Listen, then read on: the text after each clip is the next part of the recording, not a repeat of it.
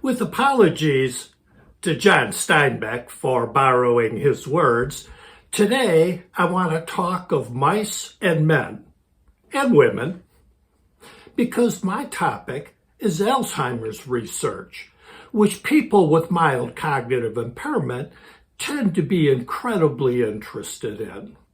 I understand why. It gives people with MCI hope. And hope is a good thing. I want you to have hope. But I also want you to understand how to make sense of Alzheimer's research and where to place that hope. So let's talk about that today. Hi, I'm Tony Deering of GoCogno.com, the website for people with mild cognitive impairment.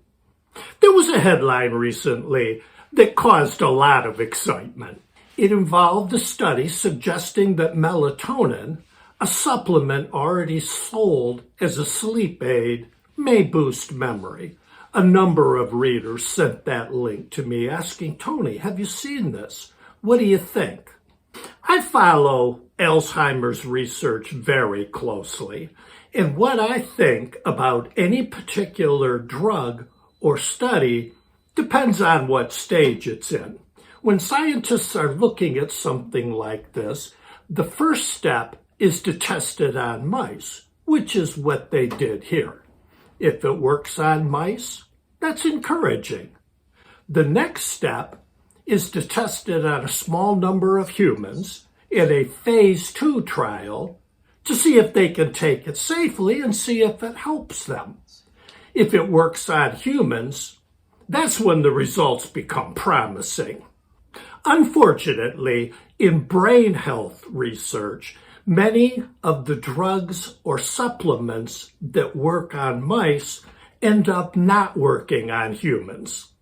More than 500 substances have been shown to cure Alzheimer's in mice, but when they were tried on humans, they didn't work. Now, the results of this study are impressive and almost certainly will result in a phase 2 trial. If that study is successful, then we're on to something. We just have to wait and see.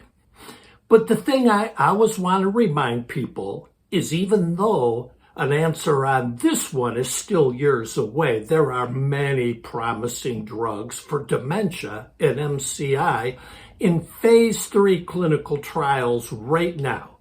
They worked on mice and they worked on a small number of people, and now they're in much larger studies. For example, here are 2 excellent prospects that I've written about. Either of them has a really good chance of being that breakthrough we've been waiting for.